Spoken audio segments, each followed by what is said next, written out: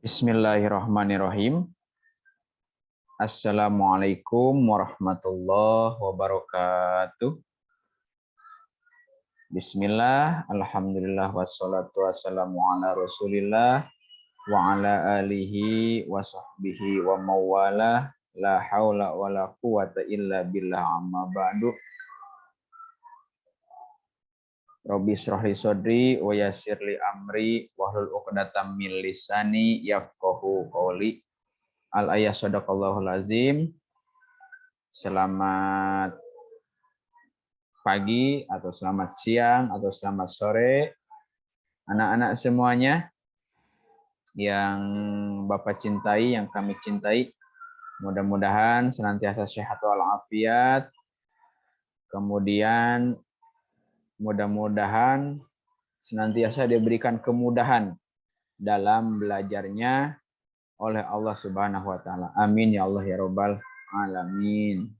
Baiklah, hari ini kita akan kembali belajar ilmu pengetahuan alam atau IPA atau bahasa lainnya sains. Kali ini kita akan belajar tentang energi. Ya, atau hemat energi.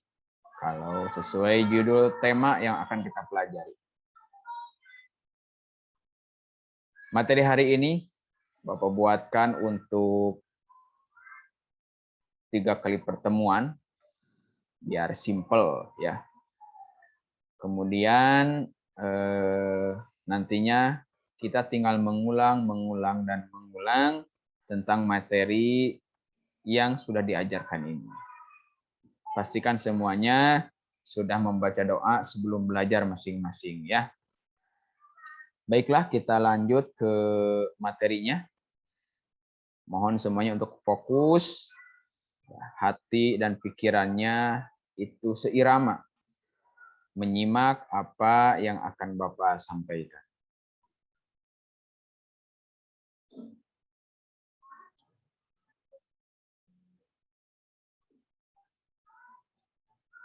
Baiklah, selalu berhemat energi. Ini tema secara keseluruhan untuk tema 2 ini.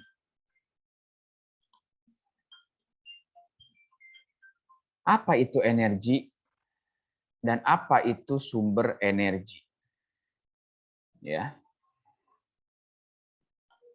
Energi artinya kemampuan suatu hal untuk melakukan kerja atau usaha. Sekali lagi, energi adalah kemampuan suatu hal untuk melakukan kerja atau usaha, atau bahasa lebih simpelnya, energi adalah kemampuan untuk melakukan usaha. Cukup begitu. Kemampuan untuk melakukan kerja juga sudah betul. Itu arti dari energi. Kemudian energi ini tidak dapat diciptakan ataupun dimusnahkan. Tapi energi hanya bisa diubah menjadi bentuk energi lain. Apa maksudnya? Simak terus penjelasannya. Ya. Energi dihasilkan oleh sumber energi tentunya. Apa aja yang menjadi sumber energi? Terbagi berapa sumber energi? Oke. Sumber energi terbagi menjadi 2. Ada sumber energi primer, pokok, dasar, ya. Ada sumber energi sekunder. Oke. Apa yang menjadi sumber energi primer? Ada sinar matahari, air, angin, biomasa, makanan, dan bahan bakar fosil.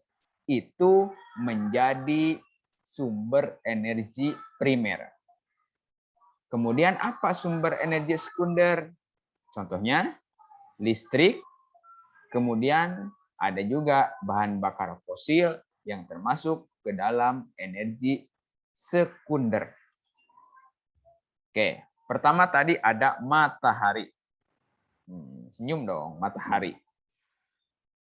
Matahari merupakan sumber energi terbesar dan bermanfaat bagi kehidupan sehari-hari. Sekali lagi, matahari merupakan sumber energi terbesar di bumi ini. Ya, jadi ada di posisi pertama itu adalah matahari. Dan energi yang dihasilkan dari matahari itu berupa energi panas dan cahaya. Coba di siang hari. Ya. Kalau kalian pergi keluar sedang terik-teriknya itu, pasti kalian akan merasakan panas. Ya, selain panas, ketika siang hari itu terang. Kenapa? Karena dari matahari itulah adanya energi panas dan cahaya. Jadi ada dua energi yang dihasilkan dari matahari, yaitu energi panas dan energi cahaya. Manfaatnya untuk apa? Ya. Oke, manfaat energi matahari dalam kehidupan sehari-hari antara lain mengeringkan pakaian. Itu yang paling sering dirasakan. Ya. Ibu kita atau orang tua kita mencuci pakaian, atau kalian sudah belajar mencuci pakaian atau sepatu, kaos kaki, disimpan. Kenapa jarang ada yang menjemur di dalam rumah? Karena cahaya matahari tidak masuk. Ya, makanya disimpan di luar yang langsung terkena sinar matahari. Itu pakaian menjadi kering. Kemudian bagi nelayan, bisa untuk menjemur ikan, ya, termasuk juga matahari itu menguapkan air laut untuk membuat garam. Itu. Jadi garam itu terbuat dari air laut yang disimpan kayak kolam itu, ya, dengan aturan dan takaran dan ketinggian tertentu, disorot sinar matahari terus-menerus, ya, lama-kelamaan akan menguap, dan sisanya itu mengering sehingga menjadi garam. Ya. Kemudian manfaat dari energi matahari juga itu bisa menghasilkan energi listrik. Ya, yang menggunakan panel surya namanya. Itu seperti mana contohnya? Lampu di jalan atau di jalan tol, ya. Coba kalian lihat, nanti perhatikan ketika di jalan raya atau di jalan tol, itu ketika ada lampu, di atasnya itu ada semacam kotak persegi, ya, itu yang menghadap ke atas. Itu disebutnya panel surya.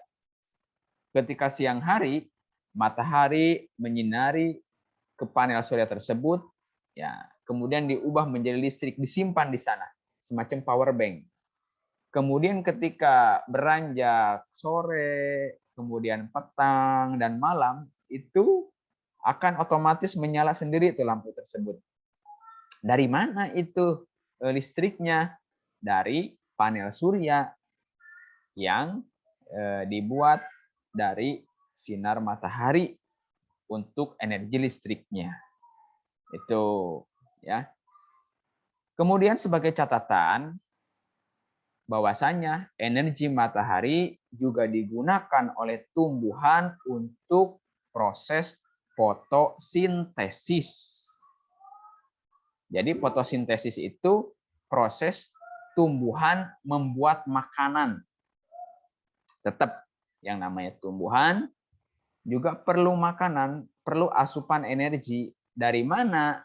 Mereka membuat sendiri yang disebut dengan fotosintesis yang dibantu dengan sinar matahari.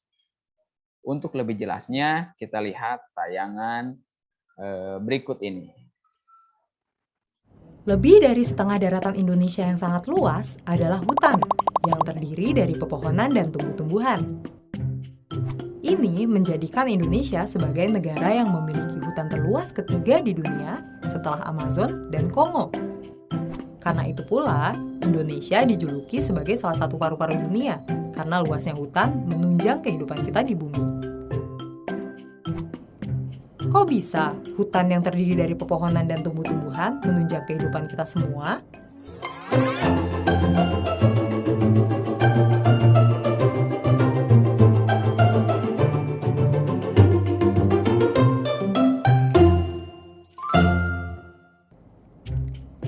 Tumbuhan tidak dapat makan seperti manusia.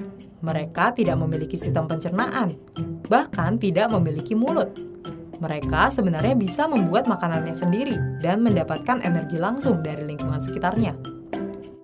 Seluruh tumbuhan membutuhkan 3 hal dasar untuk membuat makanan, yaitu air, karbon dioksida, dan cahaya matahari. Bagian akar pada tumbuhan membantu memperoleh air dari bawah tanah dan mengirimnya bersama mineral ke batang, daun, dan seluruh bagian tanaman. Karbon dioksida yang tidak lain adalah gas yang kita temukan di udara, kemudian akan masuk ke dalam tumbuhan melalui lubang kecil yang terletak di bagian bawah daun yang kita sebut stomata. Tumbuhan akan membuat makanan berupa gula dari air dan karbon dioksida yang telah diperolehnya dengan menggunakan mesin khusus yang hanya dimiliki oleh tumbuhan, yaitu klorofil. Klorofil dapat menangkap energi dari cahaya matahari dan menggunakannya untuk mengubah air dan karbon dioksida menjadi gula. Proses ini yang kita sebut sebagai fotosintesis, yang diambil dari kata foto yang artinya cahaya dan sintesis yang artinya pembentukan. Gula yang dihasilkan dapat digunakan langsung oleh tumbuhan atau disimpan dalam bagian lain seperti buah yang sering kita konsumsi. Selain gula, produk lain dari fotosintesis adalah gas oksigen yang akan keluar melalui stomata ke udara. Kemudian kita hirup dan gunakan untuk bernafas. Sekarang kita tahu, tumbuhan menggunakan air dan karbon dioksida dari lingkungan untuk membentuk gula dan oksigen yang penting untuk kita. Kita hanya bisa hidup apabila ada tumbuhan. Makanan yang kita makan dan udara yang kita hirup semuanya diberikan oleh tumbuhan kepada kita. Nah, itulah kurang lebih tayangan tentang proses fotosintesis ya, atau proses ketika tumbuhan membuat makanannya sendiri. Mudah-mudahan dari tayangan yang singkat tersebut kalian sedikitnya mulai bisa memahami. Ya, nanti juga akan paham ketika berulang-ulang dilihat, didengarkan dan dipahami. Itulah dari manfaat matahari. Kita lanjutkan. Oke, itu sebagai contoh, energi matahari digunakan tumbuhan untuk fotosintesis. Jadi bukan hanya kita sebagai manusia yang memanfaatkan matahari, bahkan hewan dan tumbuhan pun sama memerlukan yang namanya energi matahari.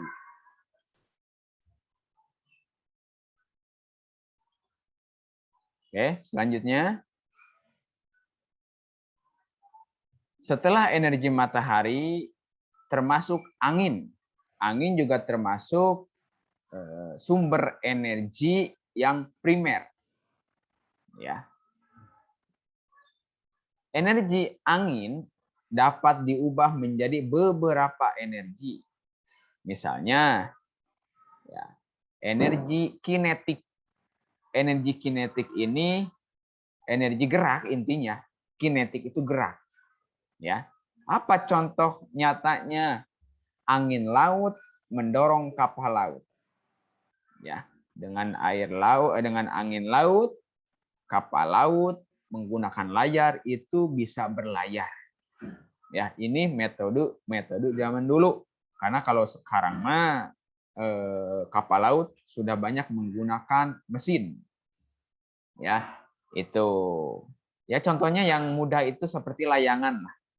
Layangan, kalian main layangan, itu termasuk contoh kecil dari energi angin diubah menjadi energi gerak atau energi kinetik. Kemudian dari angin juga bisa jadi energi listrik. Contohnya apa? Contohnya PLTA, pembangkit listrik tenaga angin. Walaupun kadang-kadang ini bahasa atau istilah PLTA ini suka tertukar dengan air ya. Seperti Jatiluhur itu PLTA, pembangkit listrik tenaga air. Tapi di sini pembangkit listrik tenaga angin. Dan sekarang itu sudah diubah bahasanya, angin ini diganti menjadi bayu. Jadi PLTB, pembangkit listrik tenaga bayu. Bayu itu angin, ya. Jadi PLTB kalau sekarang istilahnya itu. Kalau kalian mendengar istilah PLTA, pembangkit listrik tenaga angin, atau PLTB, pembangkit listrik tenaga bayu, jangan kaget. Kalian sudah tahu sekarang. Itu juga, ya. Itu supaya A-nya ini tidak tertukar dengan air, maka orang-orang sering menggunakan istilah PLTB, pembangkit listrik tenaga bayu. Itu. Kemudian yang ketiga, dari energi angin itu bisa diubah menjadi energi bunyi. Contohnya recorder, ini alat musik. Ya, recorder, suling, seperti saksofon, itu ketika ditiup kan menghasilkan bunyi. Nah, itu maksudnya. Kalau kita tiup yang keluar apa? Napas kan, angin. Itu ya. Jadi energi angin bisa diubah menjadi energi kinetik, energi listrik, dan energi bunyi. Oke, matahari sudah, angin sudah. Yang selanjutnya,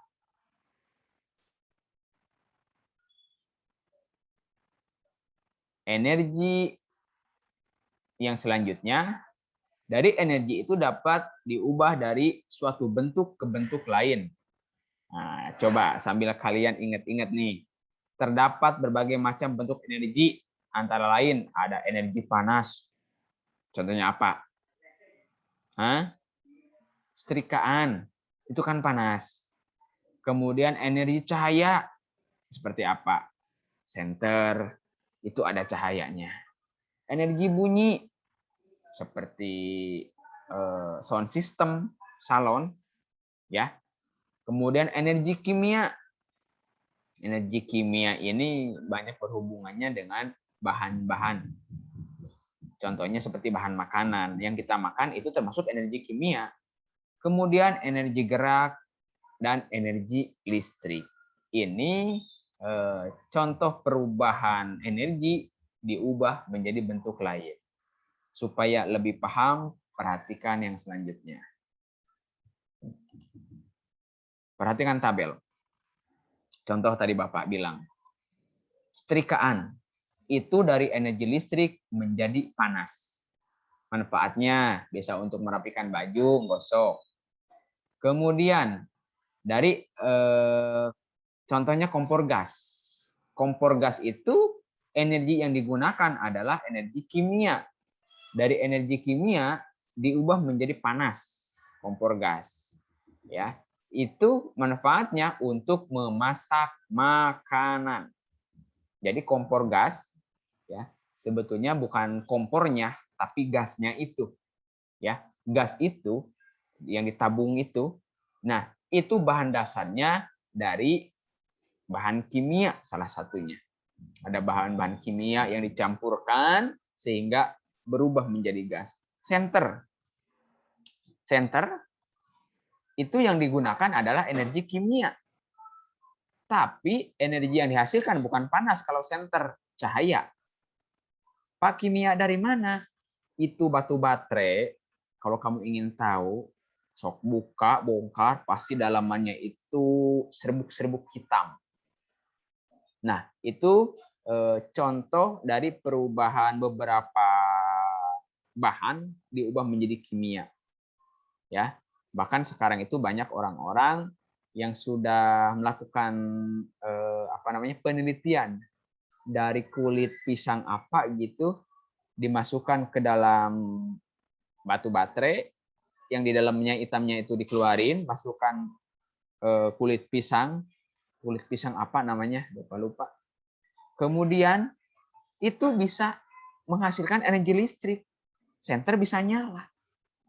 Kemudian apalagi yang termasuk kimia, kita bisa bergerak, bisa beraktivitas, ya, itu dari bahan kimia. Ya, kimia itu ya bahan makanan yang kita makan itu kan istilahnya itu bahan kimia, gitu. Energi yang dihasilkan adalah energi gerak. Kita bisa beraktivitas, bisa ke sana ke sini. Itu. Kemudian ada kincir air. Ya. Itu. Energinya air, jadi listrik. Ya, air pernah lihat kayak kincir air? Kincir air itu disambungkan dengan turbin. Turbin berputar karena mengikuti putaran dari kincir air. Lama-kelamaan dari turbin itu menghasilkan energi listrik. Sehingga bisa membangkitkan listrik, bisa menerangi rumah-rumah contohnya seperti itu. Blender. Blender juga itu menggunakan energi listrik. Tapi dari listrik menjadi gerak. Itu blender. Blender, kipas angin, contohnya. Ya, itu dari listrik jadi gerak.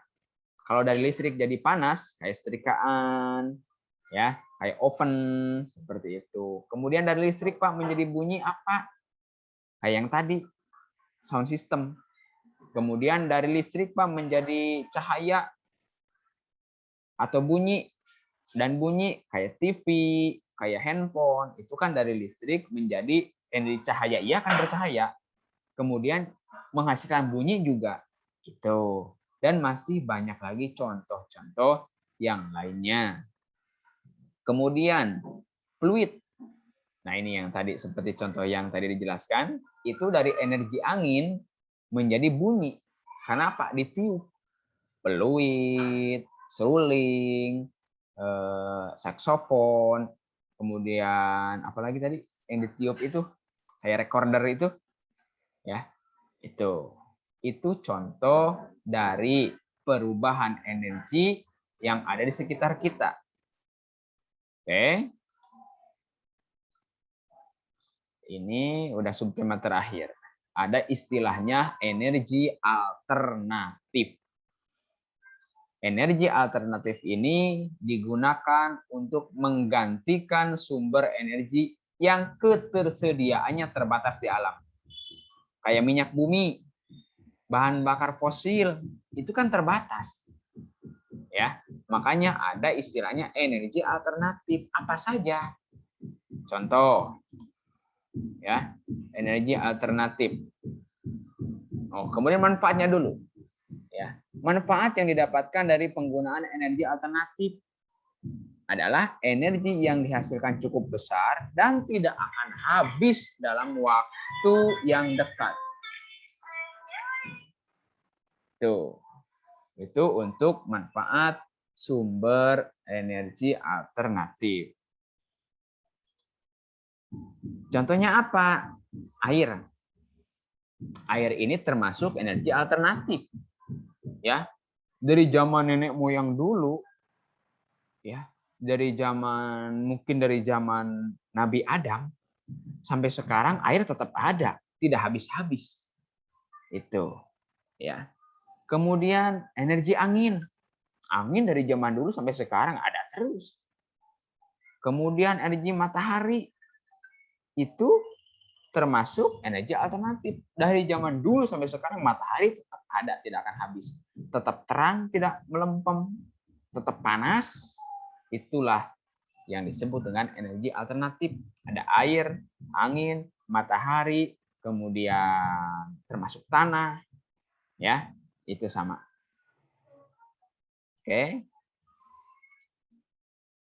Contoh lagi, energi panas bumi, ya, atau geotermal.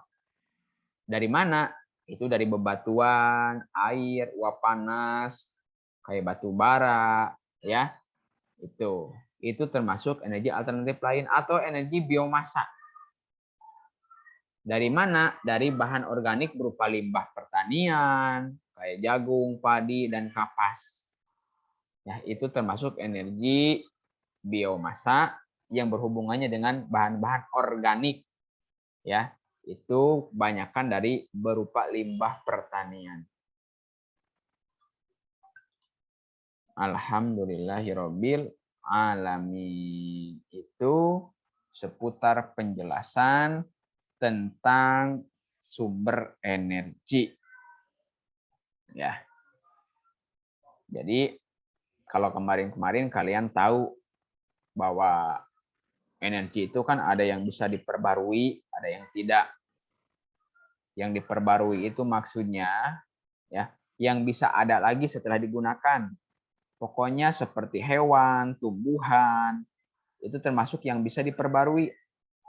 Ya, kamu punya ayam kamu punya sejodoh nih, betina dan jantan. Nah, ayam tersebut beranak, bertelur, beranak 10. Ya. Kemudian induknya kamu potong. Anaknya ini nanti akan tumbuh besar. Setelah besar akan beranak lagi, induknya kamu potong lagi. Ya itu bisa diperbarui. Kalau tumbuhan seperti misalnya singkong. Singkong kamu cabut, setelah dicabut ya, kamu si batangnya kamu potong-potong, kamu tanam lagi, ada lagi. Ya, terus menerus. Itu seperti ya buah-buahan yang lain. Mangga, kamu makan mangganya, kemudian bijinya kamu tanam lagi atau dicangkok, ya. Itu namanya sumber energi yang bisa diperbarui. Kalau yang tidak bisa diperbarui apa, Pak? Seperti contohnya minyak bumi, bensin lah. Bensin, motor, ya. Kamu ngisi nih 20.000 full tank. Kamu pergi jalan-jalan. Habis. Kalau habis kemana? Apakah kita bisa memperbanyak dengan sendirinya bensin tersebut? Tidak, hilang udah. Beli lagi ke pom bensin. Ya, itu mah bukan diperbarui namanya. Ya, itu beli lagi. Dan itu harus dihemat.